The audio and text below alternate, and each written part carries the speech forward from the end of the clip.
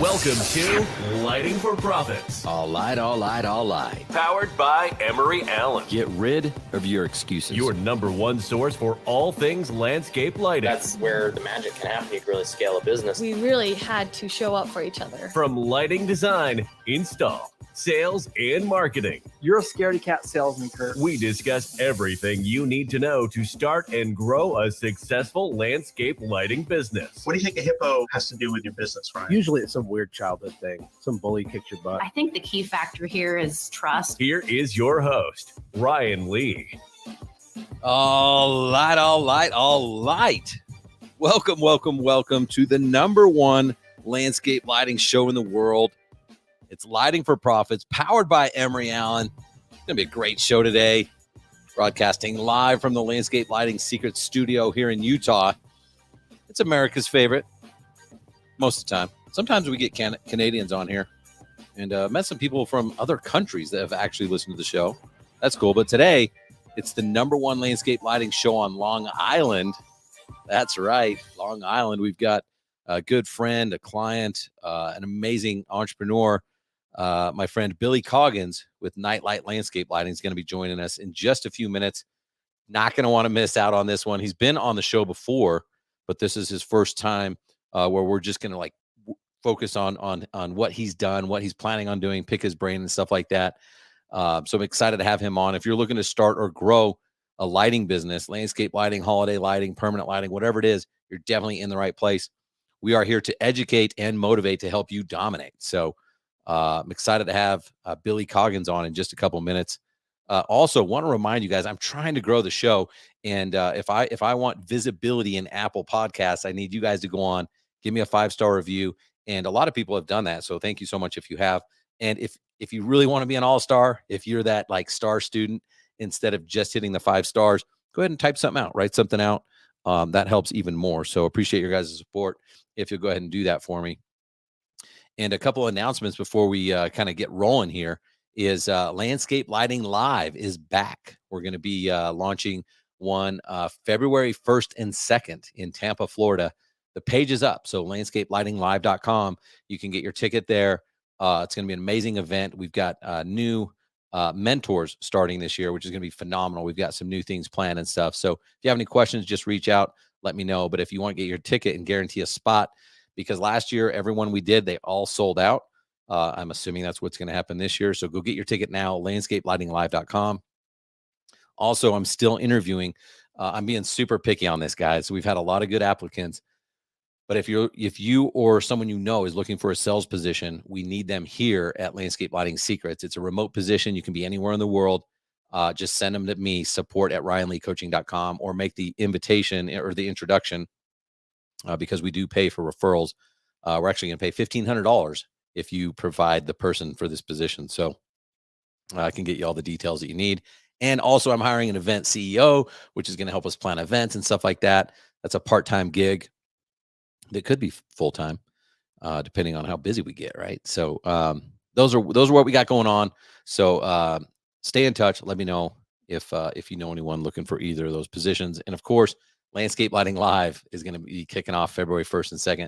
It's going to be so much fun, you guys. If you're looking to send a new team member to get trained, that's a great place to get started. If you're new in the industry, that's a great place. And I've had a lot of people who I'm like, dang, they got a lot of experience in the industry. Should they come to this event? But they all tell me heck yeah, it was definitely worth it. So we talk about design and install, talk about sales and pricing and marketing and all the stuff. So hope to see you there February 1st and 2nd. All right, guys. Thank you to Emery Allen, by the way. Emery Allen's awesome. Nothing hurts a quality landscape lighting install quite like flickering bulbs, a yellow fringe around the perimeter of the beam spread, or bulbs that burn out after a few on and off cycles. Don't jeopardize your customer's experience by using a budget bulb. If you want to go out of your way to provide a world-class customer experience, choose Emery Allen. Listen, at the end of the day, it's what's on the inside that counts. So a lot of people are spending big bucks on their fixtures and then cheaping out on the bulb. Well, that's a problem, right? Take advantage of Emery Allen's world-class customer service and get 10% off your first order for new clients only. Now, all you have to do is email Tom G at emeryallen.com. Tom is the owner and currently the salesperson. He's close to replacing himself as well, but tomg@emeryallen.com. Mention you heard about him here at Lighting for Profits, and he'll hook you up with the discounted contractor pricing. So don't waste your time going to the website. Just email tomg@emeryallen.com. Get your account set up today.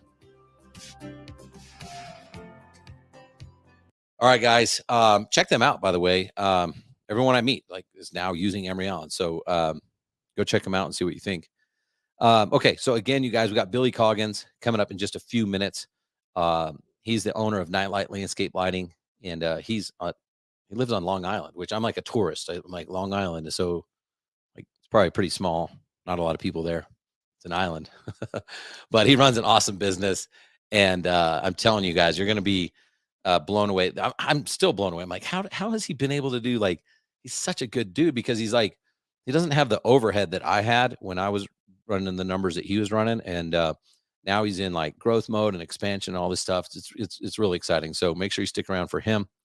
But before I have him on, I want to share something real quick. I had the opportunity to go to Tommy Mello's event, a couple weeks ago, and I met one of my I guess he is my favorite author. I'll just say that, right?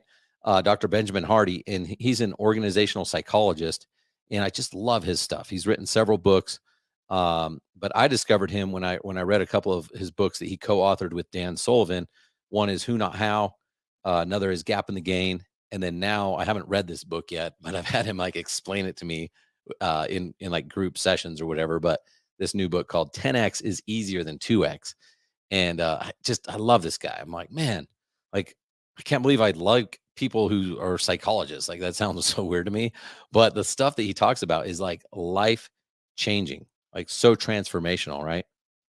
And personally, I believe, especially in the last few years, I've gone to way more conferences than I've ever gone to in my life. I've read a ton of books. I've spent probably the last 6 years learning more than I've ever learned. And I believe that it feels good to learn. It feels good to read a book. It feels good to go to a conference, all those things, because we feel like we're being busy. It feels productive, but how productive is it really? And I believe that we already have all the information we need. Not to say that learning is bad, and you can always learn more, but to get to the next level from where we're at today, I believe we already have the information. We're just not implementing. Right. And it's because it's easier to be busy than productive. That's what it comes down. So Dr. Hardy is next level. He's this young guy. And I'm not going to teach you what he teaches per se. I'm going to kind of give you my thoughts on it, but because he wrote a book about it. So go read his book, 10X is easier than 2X. But one of the things that he teaches about is, most people think of their present self is a result of their past self, right? That seems reasonable, seems logical. But the problem is that when we remember our past, it's in our present state. So what actually happened is not how we remember it. It starts to get confusing, even especially when I say it. When he teaches it, it's much more clear. But he teaches that our present is what makes up our past, and that our future makes up our present. And again, I know it sounds crazy, so go read his book. But here's the premise of 10X being easier than 2X. So if you wanted to double where you're at right now, let's say you want to double your revenues, your business, how many different ways are there to do that? Well, there's actually a lot. You could do this, and you could do this, and you could do this, and you could do this.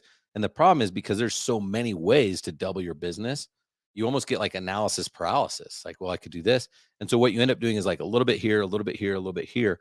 And you're not really going all in on one thing, because there's so many different ways to do it, right? So if you want to 10X, right, and then you think, can I 10X? Let's just say that you're at $500,000 in sales right now. That seems to be I don't have data on this, but if you average the people that I talk to, there's a lot doing 200,000, there's some doing 1 million, whatever.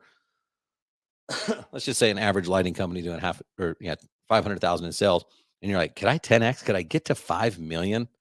That may seem impossible, which, if you read the book, that's what Dr. Hardy says is perfect. You want your goal to be impossible. But it's not that hard to 10X. In fact, if you're doing 500,000 right now, that's 10X from where you were. At some point you were only doing 50,000, and now you're at 500,000. So if you 10X before, why can't you 10X again, right? And most business coaches, consultants, even all the stuff that I've read and taught in the past, which I'm changing, is they tell you to set goals that are achievable and realistic, right? You guys have probably set goals, and then you're like, that doesn't seem real. Let me lower it, right? But Dr. Hardy's just the opposite. He says set a goal so big that you don't know how you're going to achieve it. It's like, what? And this is why I love this stuff, because I'm all about thinking bigger and like getting in the right rooms and stuff like that. And it seems crazy, and that's why I friggin' love it. So it's so big that you don't know how you're actually going to do it. But then he says, if your why is strong enough, which you've heard me talk about your why, like, why are you doing this? Like, is it for you? Is it to prove someone wrong? Is it to prove someone right? Are you trying to live a more fulfilled life? Like, what is your why, right? But if your why is strong enough, the what and the who will reveal themselves. And the what is like, or yeah, I guess the how and the who will reveal themselves is what I meant to say. But like, how are you going to do it, right? You want to create this goal so big that there's really only one or two paths to get there. So instead of like a lot of different options, now there's only one or two, and you can't get there on your own. So you're going to need a who. Like, who is the person that if they sent out an email or they told the world about you or they were on your team, they could help you accomplish this goal? Like, just one or two people, not like, oh, I could get this person and they could get me 10% to my goal, and this person could get me 10%, and this person could, like, not like that, like a very simple strategy. So he talks about the 80-20 rule and the 80-20. So like, if you want to double what you're doing in life right now, you can actually keep about 80% of what you're doing and just replace 20%. And you're going to about double where you're at. It's just a change, right? But if you want to transform, if you really want to 10x, then you're going to actually need to change 80% of what you're doing, and you can only keep 20%, which is like crazy, right? You're like, wait, like I was doing all these good things. They were good things, but you're going to have to drop the good in order to be great. So what got you here won't get you there, right? So I'll tell you what I'm doing right now. I'm creating some massive, massive goals that are not achievable, that are not realistic. It sounds so crazy to say out loud. But I'm putting his life's work to test. And I'm just telling you, I guess I'm telling you this to hold me accountable. And I'm going to do this like as transparent as possible, really. And I have no idea what's going to happen, because some of these goals that I'm like, oh man, like, I don't know how I'm going to do it. Like, I legitimately don't know how, but that's the whole point of the exercise, right? I'm going to need some major, major breakthroughs, and I'm going to need one or two who's to help me get there. All right. So I'll just tell you one goal that I've got. And here's the thing, me being vulnerable like this is extremely difficult, because the worst thing that can happen is like, I don't even get close to my goal. And then people are like, dude, you suck. Right. And it's embarrassing. Like but I'm willing to do this because like, I feel like I have to do this. So my goal, like I was like already thinking, okay, 2024, what am I going to do? But I met and I talked to Dr. Benjamin Hardy, and there was this room full of people who had no idea who he was. And then there was like a crowd of like 24 people that knew who he was. And I was like, I'm in the front row. I'm talking to this guy. I was the first one to go talk to him. And he asked me, so what are you going to do by the end of the year? What's your impossible goal by the end of the year? And I was like, oh, like I was just planning on like coasting, like let's get ready the end of the year so that January we really hit it hard. And that's when we have this like breakthrough year. But now I'm like, crap, like, why do you ask me that question? So now I got a goal, you guys. My goal is to add 30 clients by the end of the year, which I have no idea how I'm going to do that. We didn't add 30 clients in the last, 5 months or something like that. Like, I don't even know how it's possible. So I guess if you are my who and you're like, dude, I could send out an email and get you 30 clients, like reach out to me, because I'm in this process of figuring out like how this is going to happen, who those people are. And I'm like, nope, that one's not going to work. That strategy is not going to work. That strategy. And I'm narrowing it down to like, I'm really testing this. Right. So I'm committed to 10xing this, and I have no idea how this is going to happen. Like, again, I'm like, that seems very impossible. So I feel like I'm on the right track. I'm grateful for everything in my life. I've had some amazing opportunities. I've had some great challenges. I've had some great setbacks, some terrible failures. And I'm hoping that this isn't one of them that I said this and this is what happens, but I'm willing to, face the music or whatever. So I'm committed to 10Xing. I'm seeking this major transformation. And I'm going to be again, as transparent as possible throughout this process. So can't wait to share it with you. I can't, I encourage you to start thinking bigger. Right. And I used to be like, well, aim for 10X. And then if you only get 5, that's better than 10. I'm like, no, I'm not thinking like that. I'm like, no, I'm getting my 10X goal. Right. And you're going to I'm literally going to have to drop 80% of what I'm doing to get there. So ask yourself, what changes do you want to make? What type of transformation are you going for? Are you happy with your plan? Are you letting life happen to you, or are you in the driver's seat? So that's where I'm at. I'm sharing for vulnerability. I'm sharing for accountability, transparency, and it's kind of like, hopefully someone listens to this that will forward it to somebody that gets me 30 clients. Cause that's the only thing I could think is possible right now, because everything else seems impossible. So can't wait to do this. I'm super excited. I want you guys to start thinking bigger. I think as I go to different industries and I'm learning from them, that's what I've seen is they think way bigger than us. And I want to help this industry think bigger and better. So here we go. All right, guys, I think it's time. I know our guest wants to get on here. I know I want them on there. So let's get the music rolling. It's time to get our guest coming on. What do you guys think?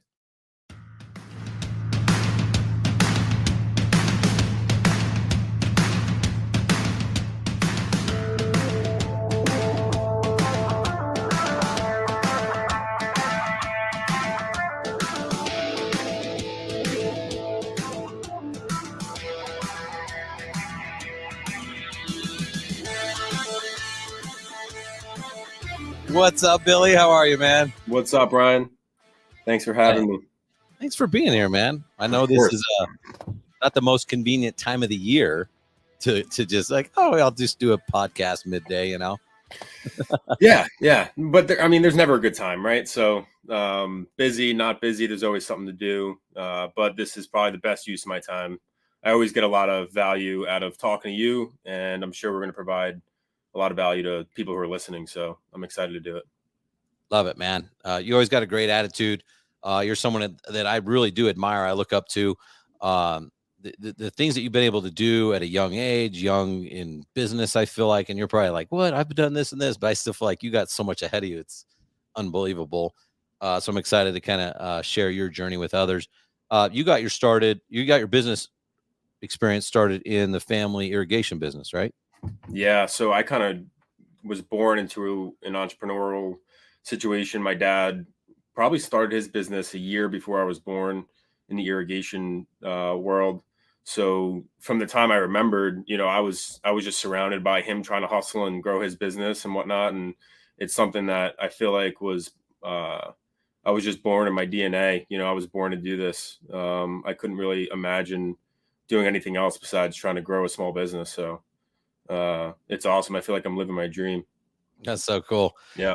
So tell us about that experience as your dad's running this business. What did you learn through that process before you were old enough to really, start working in it and stuff like that? What were you seeing man, what was your experience as a son seeing a father work his ass off? My experience and what I learned was that it was going to take a lot of hard work. I remember, we're in the Northeast, so there's obviously slower points in the season, especially in irrigation. But in the, 9 months when it's warm enough to be able to perform that type of work, he was working 6-7 days a week, working 7 in the morning till 7-8 o'clock at night whenever it got dark. Obviously he didn't have the fortune to be able to reach out to someone like you to train him to help him grow his business and, try to replace himself and hire someone to kind of do the stuff that I'm able to do now. I'm taking a shortcut because I'm learning from what, the mistakes he made, and I'm learning from people like you and other people in the industry. So he just grinded it out for, 20, 25 years where, he was still on the job sites up until probably about 10 years ago, but I mean, he was 50 years old at that point. So, you know, I remember just watching him, you know, just really teach me the value of hard work. But it also gave us a lot of benefits of, you know, he was able to make it to my wrestling matches and my baseball games and stuff because, you know, that's what comes with owning your own business is, you know, you get to, you know, maybe he missed an estimate to be able to come to my game, and that's a sacrifice that he made, you know. So if he was working a 9 to 5, he would have been able to make that decision. But in the meantime, he was grinding really hard. So taught me a lot of, you know, what I should do, all those good things about like working hard, but also, hey, like I remember the first phone call I had with you, I was like, I don't want to make the same mistakes that he made. Like, I don't want to be doing that when I'm 50 years old. Like, I need to figure out how to grow this thing when I'm 30 and, you know, put those hours in now. So that way I'm in a position to enjoy my family and relax a little bit when I'm a little older. Yeah, no, that's awesome. I mean, his generation in general, not everybody, but you know, that generation just can outwork anybody. Like Yeah. just strong endurance, like all that stuff's like they know how to put in the time, that's for sure. And I think that's what they were taught, you know, like that's how you make it in America, right? That's the American dream. You work hard, you buy a house, like you get to provide for your family. But now it's just hard work just doesn't do it anymore. Like you obviously have to work hard, but it's not the only thing, you know, you just can't outwork everybody. You have to work smart. There's too much technology and stuff. I mean, you can outwork everybody, but if you're not implementing the right technology and whatnot in today's day and age, like if someone can't find you on Google, you know, you can work as hard as you want, but it's going to be hard to grow your business, you know? So you have to be smart and you have to be like, you know, really trying to grow as an entrepreneur as much as you can. Yeah, I think it's interesting because like I actually when I launched my business, my you know, when I started landscape lighting, I was like, I had your dad's mentality. I was like, I can outwork anyone.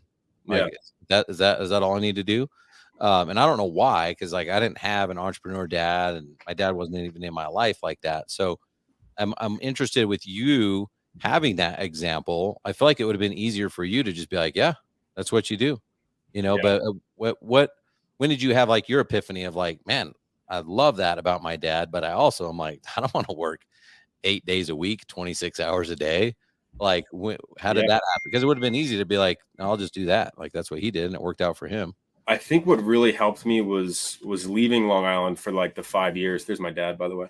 There he is. There's you know, leaving Long Island for 5 years and going to the University of Virginia and just being surrounded by like some of the smartest people I'd ever met in my life, and just seeing like how they spoke and the things they spoke about and what their goals were and their aspirations, and you know, all my friends on my wrestling team and whatnot in college, like how successful they were.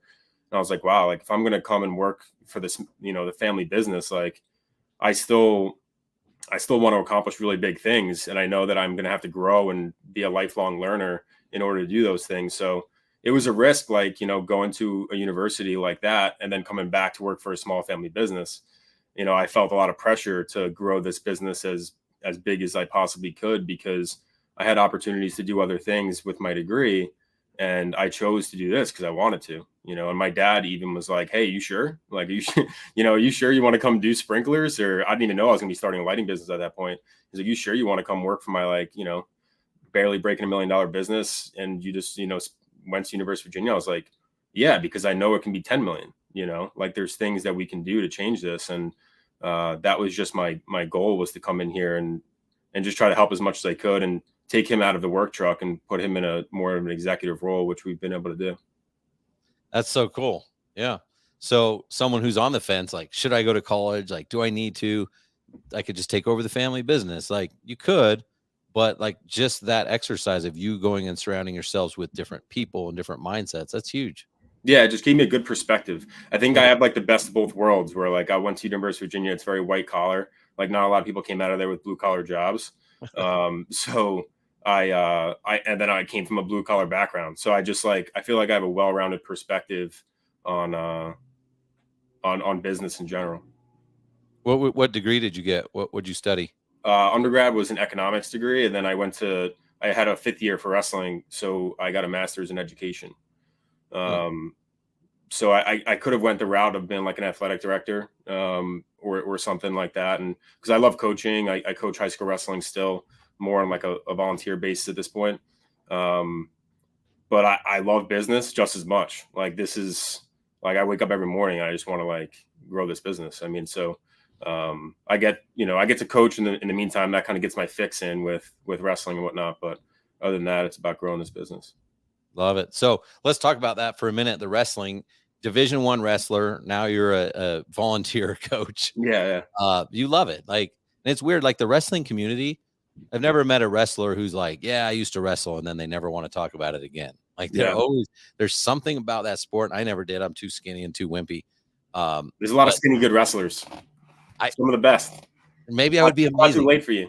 It might be too late. You guys, you'd hurt me really quickly.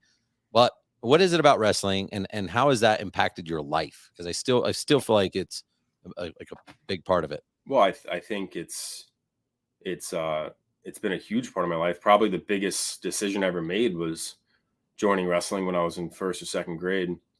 It afforded me not only like the ability to go to college like Virginia, but I mean, when you're in third, fourth grade going through wrestling practice and, everyone else your age is, not doing those type of hard things, it just makes you hard from a young age, depending on when you start.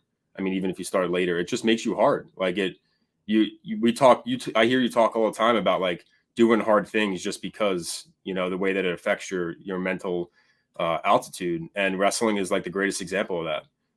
Dan Gable says, once you wrestle, everything else in life is easy. And might not be 100% true. It's not easy, but it's definitely easier because you have a grand perspective on like what hard really is, relatively speaking. So I think I wouldn't be who I am as a person, and I'm still trying to grow. Like I'm nowhere near perfect, but I wouldn't be in the position I am without the sport of wrestling. And I know that there's a lot of other people, even in the lighting world, that could say the same. Yeah, no, I love that. I love that perspective because I do believe in that. Like, do the hard shit so that when something else that you think is hard comes along, it feels easier. Yeah. So. I mean, it literally trains you to do that. I mean, I remember from a young age, Ryan, like choosing to do hard things over and over and over again, even when I could have just been like watching TV. I remember I was in like probably like sixth grade and we're like watching TV. It's just me and my sister. My parents aren't even home. And I'm like, Heather, I want you to time me how long I can do a wall sit. Like just, I was like 12 years old and I'm like doing this wall sit for like 35 minutes and I'm shaking, I'm sweating, and she thinks I'm a psychopath. But like, it's just, you just get trained to like compete and like, all right, how far can I push myself? Like, how hard can I push myself? And that's the only way to get good at wrestling. Like, and it sucks to be bad at wrestling.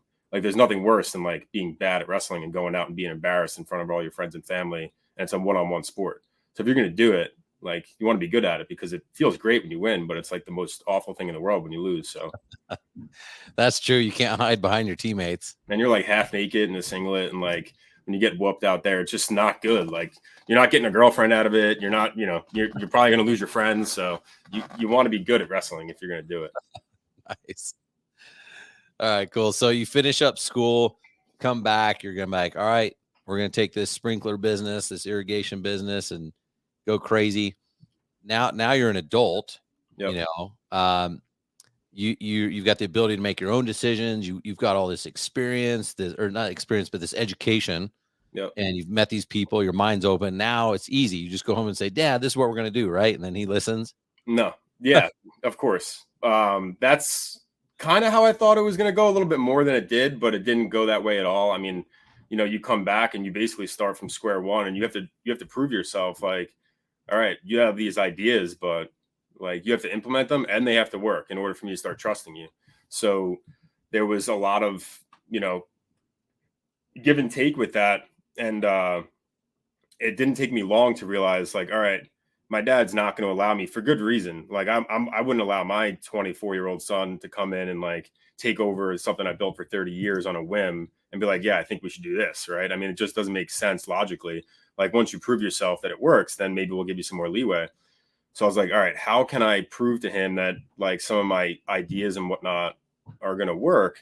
And I was like, the only way to do that is for me to have like the autonomy to like do it in another avenue while I'm still like kind of working in the business. And that's how I started my lighting business, is because my dad's the one who brought it to me. And he was like, hey, there's a lot of irrigation guys in Long Island that are doing landscape lighting, but no one's really focusing on it. I feel like it could be a big opportunity. I just don't have the time to study this industry and like try to be good at it. When was And, this? Remember what year was it? This was end of 2017, like September 2017. So within like a month, I remember like making my first lighting connection in my parents' backyard. He's like showing me, you know, like this is the 12 gauge wire and this is how you cut it and splice it. And we were still soldering wires back then. Was he showing you how to do it? Yeah. He showed me how to do it. And so I was like, okay, like that makes, I mean, it's pretty simple to install. Like that's what I initially thought. I was like, all right, so now I just got to figure out how to like get people to buy it. Right. So I, you know, initially just reached out to friends and family, sold a couple jobs, like to my aunts and my uncles. They're like, why are you charging me? And I'm like, because I need to make money so I can pay for stuff. So I sold a couple jobs and, you know, started like an Instagram and just like went really grassroots in the beginning.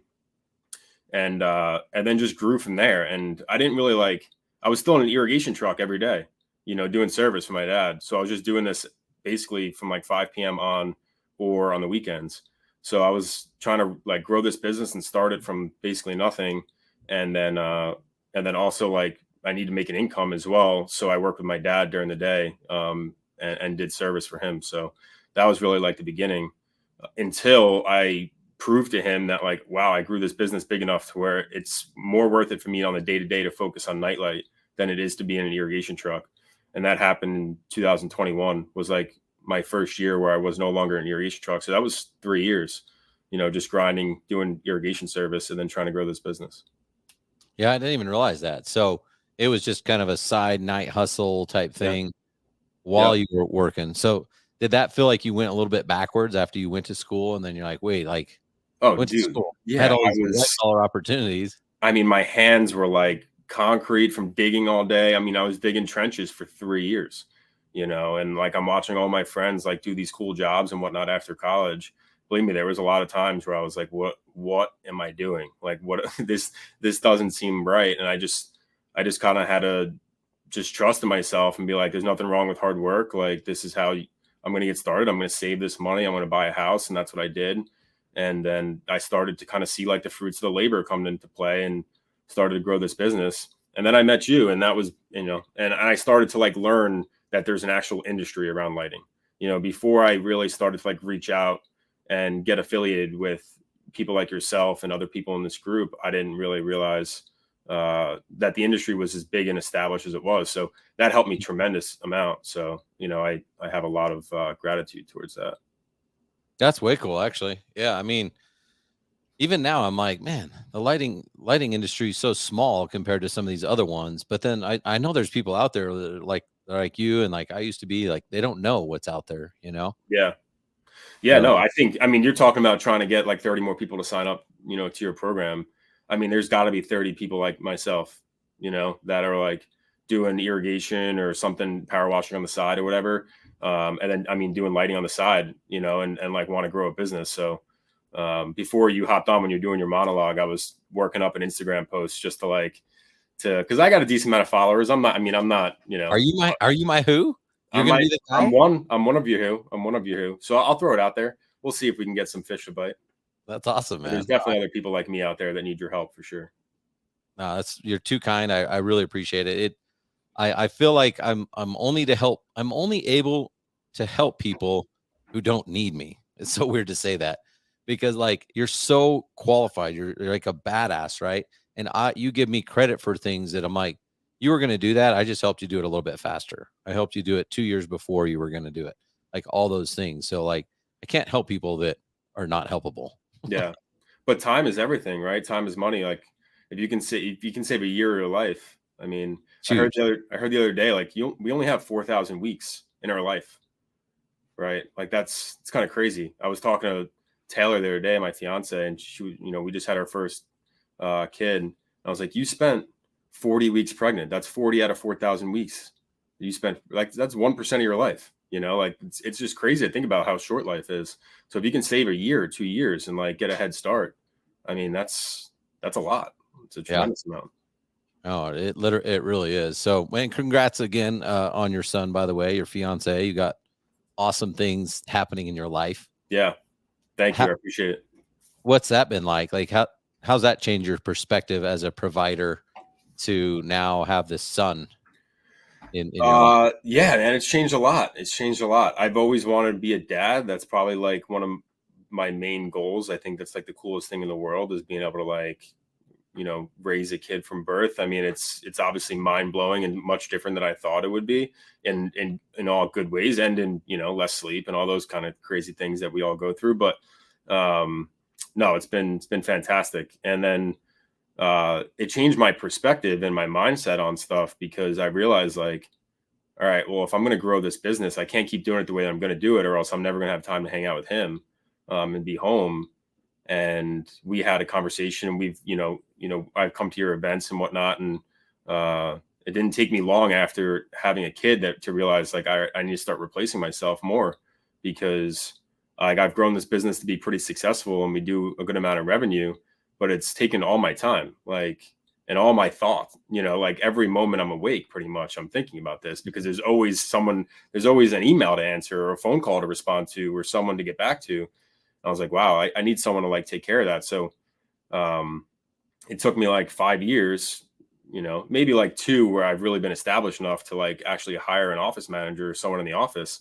But it took me a long time to come to the conclusion that I needed. As soon as Carter was born, and then I had a couple conversations with you and other people in the group, I was like, all right, I need to pull the trigger, started interviewing. And Denise was, the person who just left, and she's been good. It's only been like 3 weeks, but she was out last week for 2 days. And I was like, how did I do this before she was here? It was crazy. I couldn't believe it. It was just like 2 days. And I was like, I'll never go back to not having someone in the office. Well, let's talk about that for a minute, because that's what I think. Like you've been pulling in some crazy revenues. Like, I'm like, wait, like how much, are you making? Yeah. And I'm like, and how, like, you don't have overhead. Like, who's answering your phone? You're like, I am. I'm like, what? Yeah. Like, how do you not have an office manager? How do you not have a space? Like all this stuff. So, what are the pros and cons? I mean, one pro of like not having that is like you take home a lot more money. Yeah. Yeah. I mean, I was able to buy, a couple of houses and like have like, I love real estate and I love like, I'm very passionate about real estate as well. So like, I love real estate investing. And like my dad always did that. Like that was, he always told me that was going to be like his retirement because, he had this smaller irrigation company. Right. And like, didn't have like, necessarily like a company that was going to be giving him a retirement or a pension. So he needed to invest in real estate in order to like, provide some kind of security for that. So from a young age, I always knew I wanted to do that. So I bought a couple of houses and yeah, I was making a lot of money. I was bringing a lot of money home from the business. And, but that comes with sacrifice and time, so I just, I was like, all right, well now I need to, hire someone, grow the business, still make a lot of money, but also pay people to help me run this business, so, Yeah. a little bit of a trade-off short term, but in the long term, it's only going to be a benefit. Yeah. So like right now, and I think Dan Plata talked about this a little bit at our secret summit, like the purgatories of, can't remember what he called it, but like there's times where you're in right now where like all of a sudden you invest this money back in and you're like, wait a minute, like, did I make the right choice? Yeah.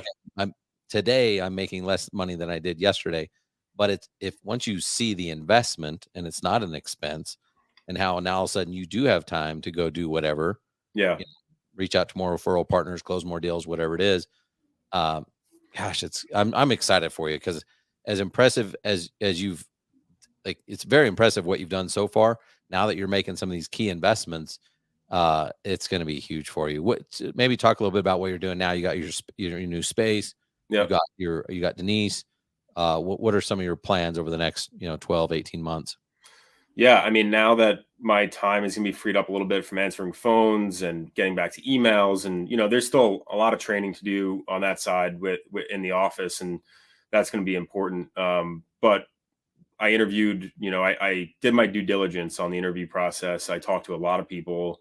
I really like try to nail down like the perfect fit for me. I think I found it.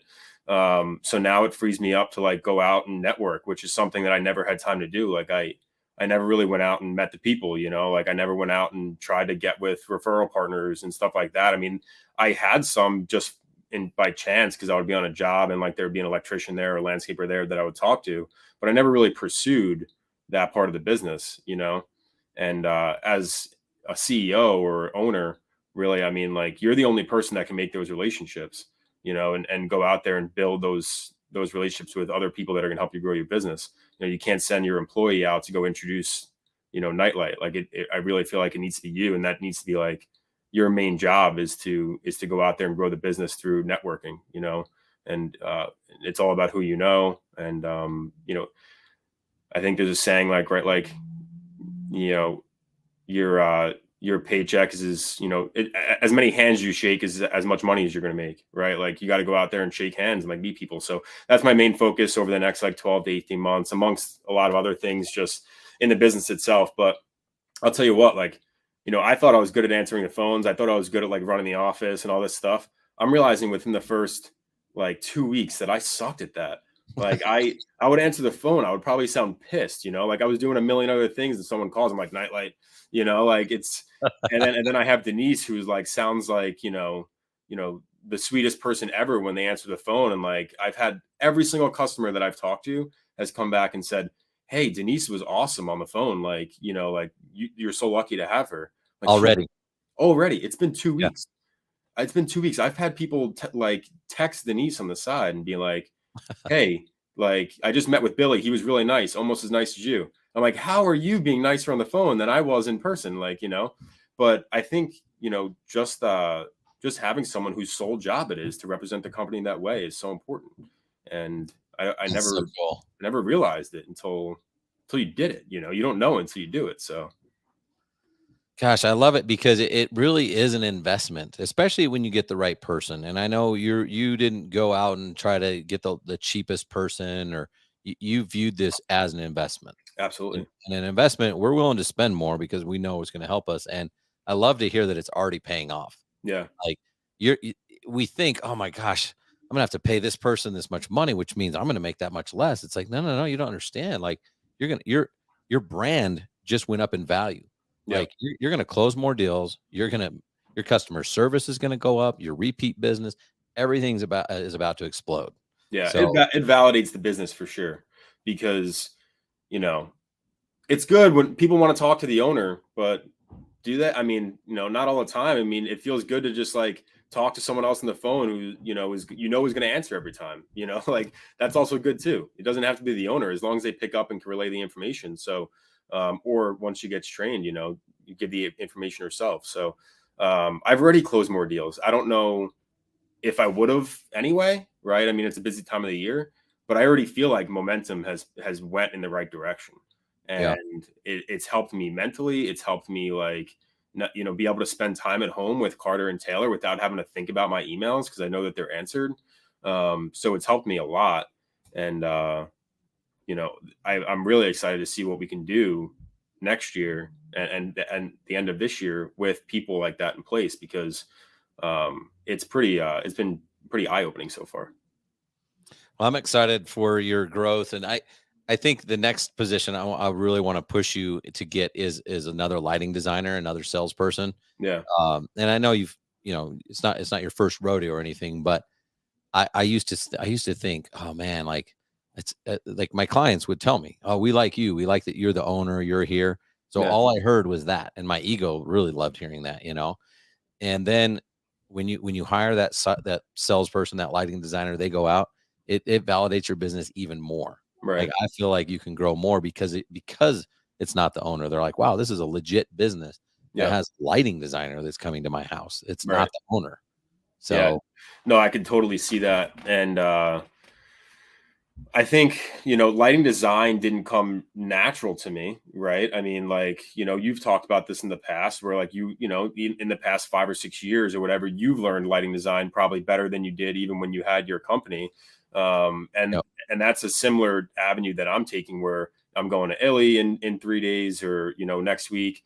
I'm part of AOLP, and, I'm trying to do all these things to help me grow my, my actual ability when it comes to lighting design.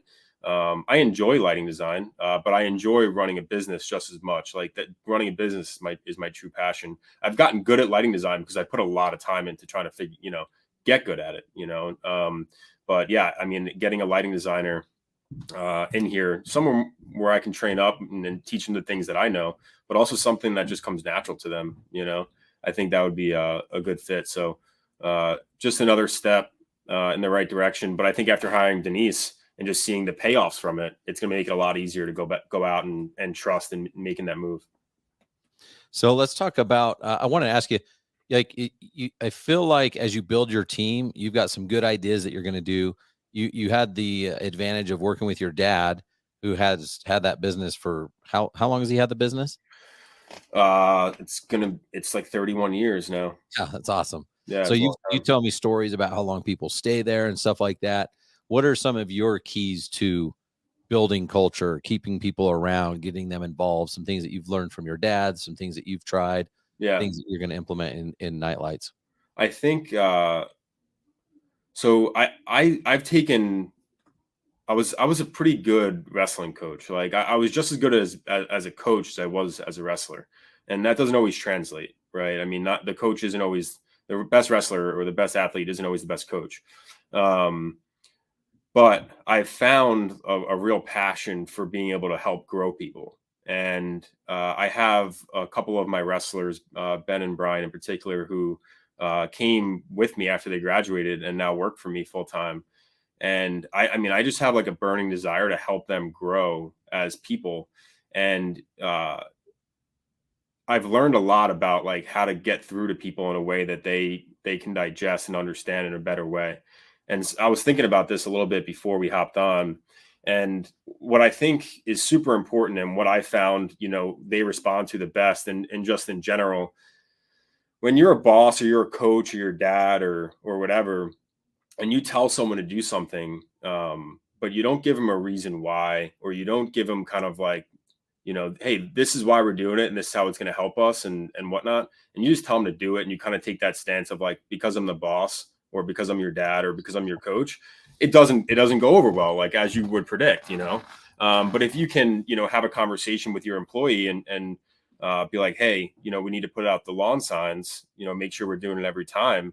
And, don't just end it there, but, hey, listen, it's important because every time someone drives past that house, we just did that beautiful work. We want to make sure that they see it. And there's no way that we're going to continue to grow this business. And I want to be able to pay you more money, and I want to be able to, provide growth for you. And I know you have dreams and aspirations, right? So I want to be able to help you grow. And the only way I can do that is if you help me with these certain things. So let's make sure we're doing these key things, and we're going to grow this business together. And if you can bring people in and make them feel like they're part of like the mission, I think that helps a tremendous amount. And that's not something that I've been like trained on. I think it just comes from like coaching mindset.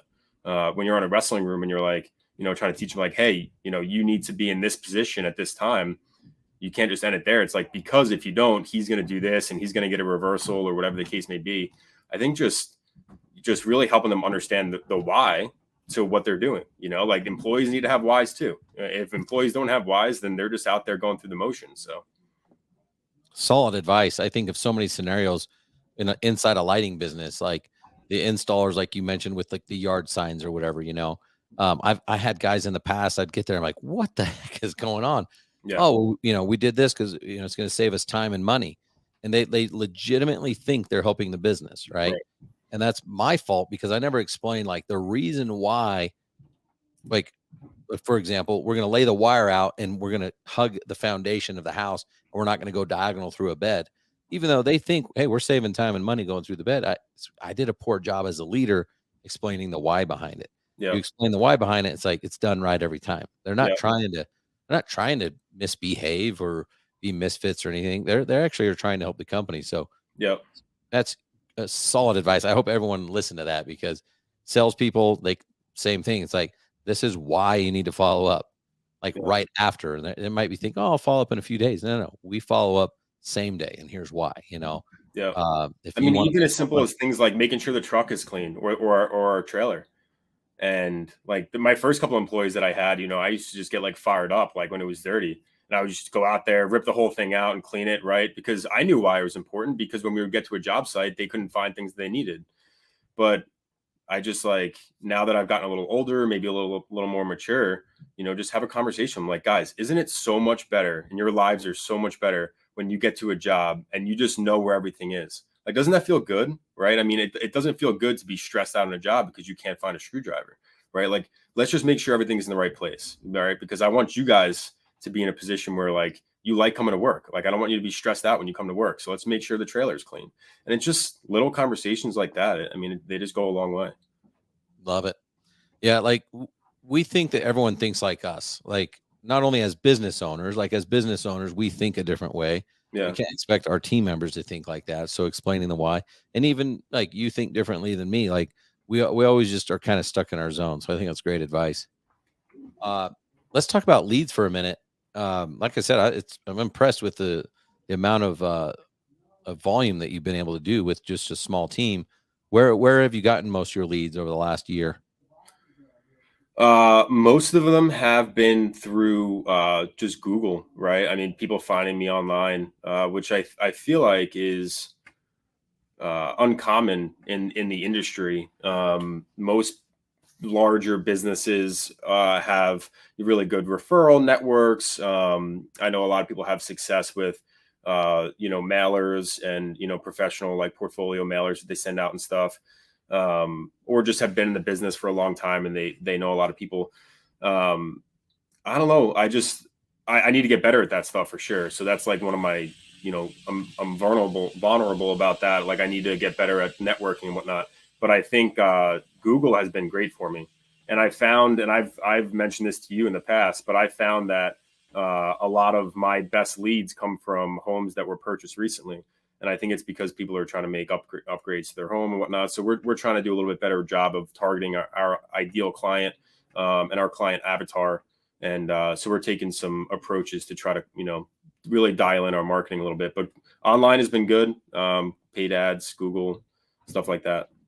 It's impressive because there's other people that are calling me going, man, what's going on? I can't figure out Google ads, or the company I hired can't figure it out, or their SEO is not working. But well, you need to look at how many Google reviews do they have, How many do you have? I mean, I only have 85, but I mean, that's more than anyone else on Long Island that's running a lighting business, and that's just, I was just at a very large home, tens of millions of dollars, right, on Long Island. And they found me off Google. And when I got there and asked him how they found me, he told me because I had a lot of 5-star reviews.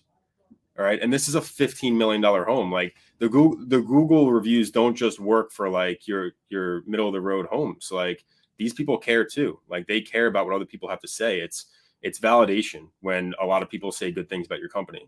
So I think it's important to have those reviews. Otherwise, you're really wasting your money on Google paid ads. That's so good. And it's like one of those things. One of my mentors taught me control the controllables. There's certain things you can't control, but you can control how many Google reviews you get. You can't control like that everybody does it, but I guarantee you're not just waiting and hoping for someone to give you a 5-star review. No, yeah, I try to get everyone to, but you've got to do the right job too. Like no one's going to give you a 5-star review, even if you ask them if you didn't do the right thing by them. So I think it's about running like an ethical business, doing what you said you were going to do, being there when you said you were going to be there. And, just like all the little things add up, I mean, it's one of the big takeaways I actually got about away from Nashville was just doing all of the little things right, because we get so focusing on the big things all the time, like how to nail that huge builder in your area and whatnot, and build that referral network. And that's important too. And that's probably how you're going to 10x your business eventually. But you can't also forget about the lawn signs, and you can't forget about the door hangers, and you can't forget about the Google reviews, because those things are going to help you, just stay consistent. You know what I mean? Like stay in front of people. So I think just kind of like, grassroots marketing has helped us a lot. And now that I have more free time, I'm going to go out there and introduce myself to a lot of people. Yeah. I was actually thinking through this the other day. I was like, I always tell people like raise your price and, close on the spot and all this stuff. But the thing that I realized that I forgot to like include with that is what you just said is like if you want the 5-star review, you better be providing 6-star service. You know what I mean? Like, and I just assume like everyone knows that, but like, no, like there's still people using like crappy product. They're still not doing this. They're not doing that. They're like, you got to do all the little things. Yeah. And then if you do that, yeah, you can charge whatever you want because people will gladly pay more, but they're not going to pay more if it's an inferior service or the same thing as somebody else. So right. I think that's huge what you're talking about, because if you can go do all those little things and do them right and over deliver on those things, Heck yeah. That's when you do have people just being like, wow, like I want to give you a 5-star review. You don't even need to ask because you bent over Yeah. back for these people. Yeah. Yeah. No, I think it's important for sure. It's helped me grow my business to this point. And we're just getting started. That's awesome. That's way cool. That's why I'm excited too, because I'm like, man, as good as you've done, there's all these little things still that you haven't done that once you do, Yeah. oh my gosh, I would hate to be your competitor on Long Island. Let's just say that. All right, let's talk about Christmas lighting. We're in the season. How much of your business is Christmas lighting right now? 10%, 15%. We don't push it very hard. I mean, there's tons of work out there on Long Island for it. It's a very, like you said in your monologue, it's an island. There's not a lot of people here, right? But that couldn't be further from the truth. Like there's so many people here. There's millions and millions of people on Long Island, and there's hundreds of companies doing holiday lighting. I think Giannini, my supplier, shout out to them. They're awesome. But I think they told me there was like 500 or 600 companies on Long Island doing holiday lighting, which is crazy, right? I mean, that's a lot. You drive down the road right now, every sign you see is a holiday lighting sign on almost like every corner you look at. So I get a lot of my business through like word of mouth and whatnot. I don't invest a lot of my money into advertising for holiday because I love landscape lighting. That's my true passion. So I'm still pushing landscape lighting pretty hard right now, and then just getting the holiday lighting done and just being true to my word with the clients that I have. Cool. So you don't have necessarily like a transition period where like, all right, we're shutting off landscape lighting, we're going all in on holiday. You're just doing both. Yeah. Well, it's one of the benefits that I've been afforded with the irrigation company is, we've talked about this, is we have a lot of labor. We have 20 something guys total that we need to keep busy. Irrigation slows down in November. So I'm able to put crews on using irrigation guys. And now I'm still able to have my lighting guys that are doing lighting. So it works out in that way where labor has never been like a true issue. Now, trained labor is a different story, obviously, right? I mean, you can't just throw anybody on a roof doing holiday lighting. So, we have the same 6 guys pretty much every year that come over from irrigation that are trained. They know November 1st, they're going to holiday. And it's going to keep them busy through the middle of December and January, taking it down. So it's helping us shorten our seasonal business too. Now, really the only time where we're slow is in February. So holiday lighting has been great for that. And it's a good business. I mean, I like it. I like landscape lighting better, but let's be honest, there's a lot of money in holiday lighting. So, what are you're not going to turn it down, I guess. I know I'm the same. I call it the necessary evil because we stopped. We always did about 200 grand in Christmas.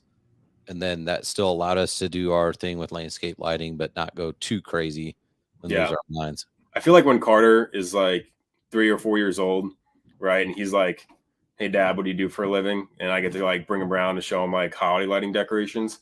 That's going to be pretty cool. Like that might inspire me to, to grow my holiday lighting business a little bit. But we'll see.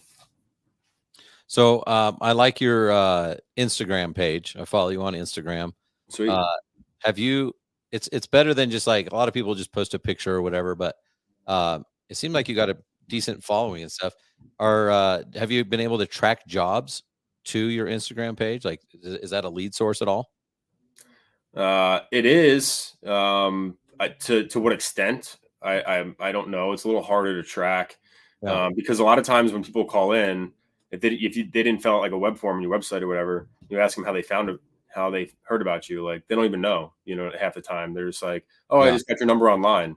So I just think it's Google, but I know that there's definitely, a good amount of people that know about us through our Instagram page. I mean, whether that generates business immediately, I'm not sure, but it could just be like someone in the backyard over the summer talking to their friend or family and about like wanting lighting. And it's like, hey, I follow this guy on Instagram.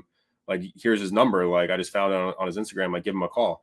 So like, I just think it can't hurt. It's one of those other things, control the controllable. Like I can control how much I post on Instagram. Like I can control how many Google reviews I get.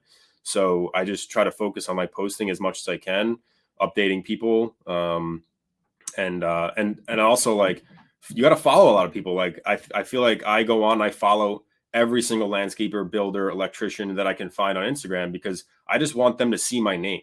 Like Yeah. I want them to be able to like, where do I know Nite-Lite from?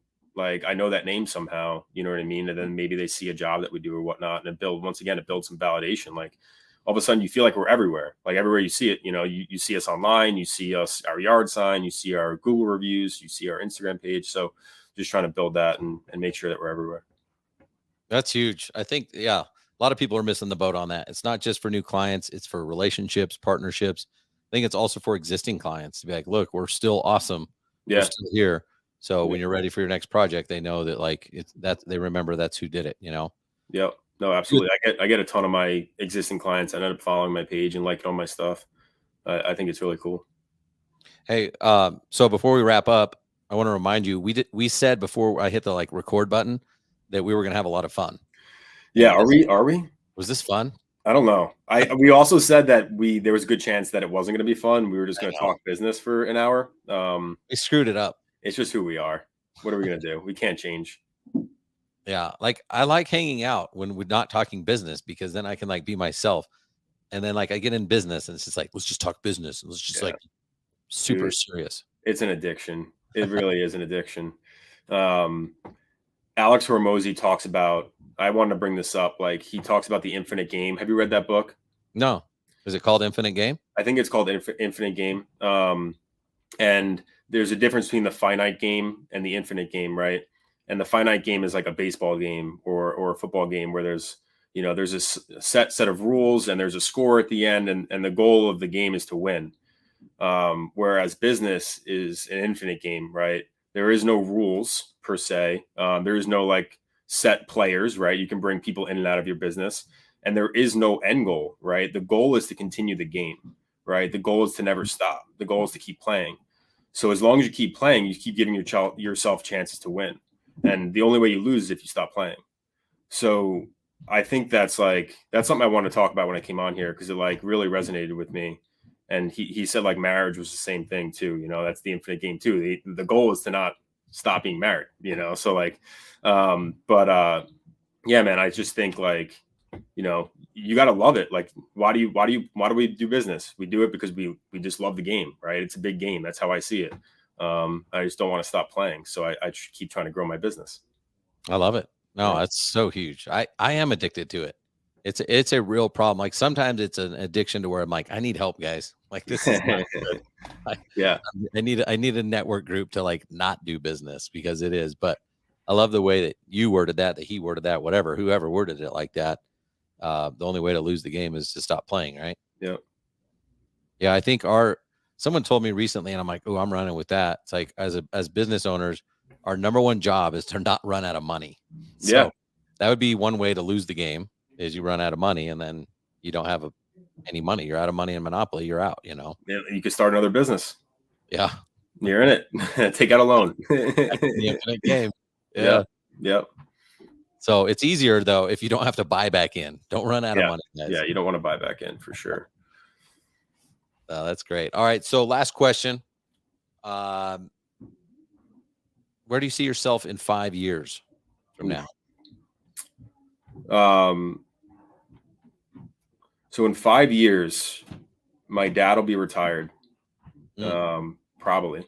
And he doesn't want to stop playing the game either. Yeah, that's okay. He's not going to do that, but he loves the game as well. But he has told me that he's ready to hang him up in about 5 years. So in 5 years, I've really got to have my ducks in order, because I'm going to have these businesses, and it's going to be my responsibility to run and keep going what my dad has built for 35 years at that point. So I see myself as running Brookhaven Irrigation and Nite-Lite Landscape Lighting, and having the people in position to, to help me run that. So it's going to be a big who game, right? Like who do I have here to help me? And hopefully I'm just, basically pulling levers at that point and, making sure that we don't stop playing the game. So that's about in 5 years. My goal when I first started with my dad was to 10X. He was doing about $1 million a year. My goal was to do 10 million by the time he retired. We're definitely on pace to do that. That goal line has definitely shifted. And we're hopefully going to be doing more than that. But that was my goal, and it's going to feel good when we hit that number. So it'll be cool to That's retire my dad too. Well, that's going to be awesome. Yeah. Oh, that's crazy, man. Well, good. So we're going to replay this episode 5 years from now and see what happens. That's it.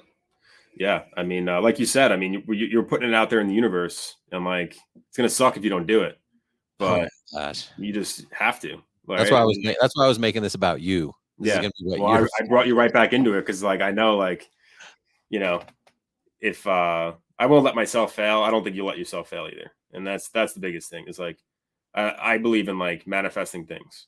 Like, if you say you're going to do something, like, I don't know how many times you said you're going to do something and it didn't come true. You know, probably a couple times. But for the most part of my life, when I really believed that something was going to happen, and like I knew that it was going to happen, most of the time it happens. And you just like, you really got to believe it. You know what I mean? And put all the work in to make it happen. You'll find a way. It's just the way that the world works, I feel like. I mean, that's for me right now, I literally am in this state of like, I don't know if I even believe that I can get 30 clients by the end of the year. Like, it seems so impossible because hopefully I'll help you out. Yeah. Like, I don't even care if I make money, by the way. So if it's like one of those people that are like, I made $1 million in 2 days, but it cost them $1 million to bring in $1 million. Yeah. Like, I'm almost to that point, like whatever it takes to get 30 clients to not fail in front of everybody. Well, it's because you're a competitor, right? I mean, that's what it comes down to. You just like, I need to hit my goals no matter what, but we need to make money too. So don't give it away. Exactly. All right. Well, that's awesome, man. Hey, listen, I appreciate you coming on here. Yeah. Thanks for having me. Tons of valuable advice. I look up to you. You're awesome. I can't wait to see where you're at, not only 5 years from now, but just a year from now, because I have a feeling you're going to keep moving that goal line closer and closer. So yeah, man. Appreciate it. That. Keep doing what you're doing because you're helping a lot of people. So keep that in perspective when it gets tough, you know, and I appreciate you. I need it. Thanks, man. I appreciate it. All right, Ryan. All right, guys, have an awesome week. Don't forget to tune in next week.